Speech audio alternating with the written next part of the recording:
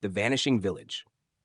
In the far reaches of the Canadian Arctic, beyond where roads end and the ice begins, there once stood a small Inuit settlement known as Anjikuni.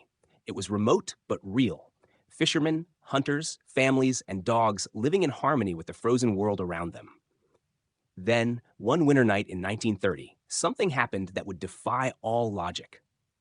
When a trapper named Joe LaBelle arrived seeking shelter, he found silence, an impossible silence. The village, once alive with laughter and light, was empty.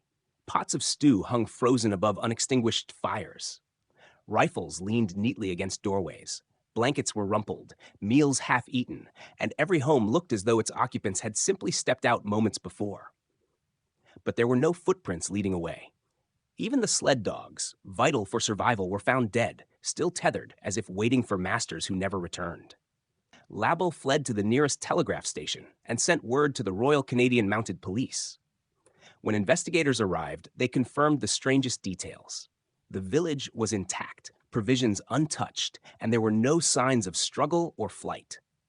The only graveyard nearby appeared disturbed. Some say the graves had been emptied. The northern sky, locals later recalled, had shimmered with strange blue lights that week, pulsing like a heartbeat against the horizon.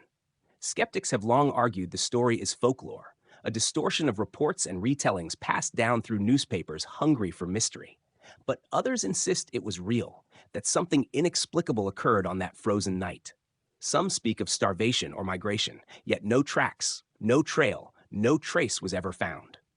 Others whisper of something more, something that came from the sky, or from beneath the ice that took them.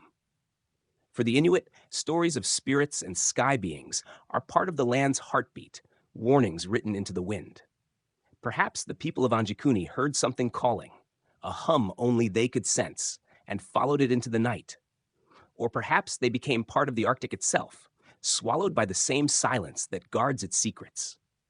Nearly a century later, the mystery endures. Travelers still claim to feel an unease when passing the area, as if eyes watch from the snow.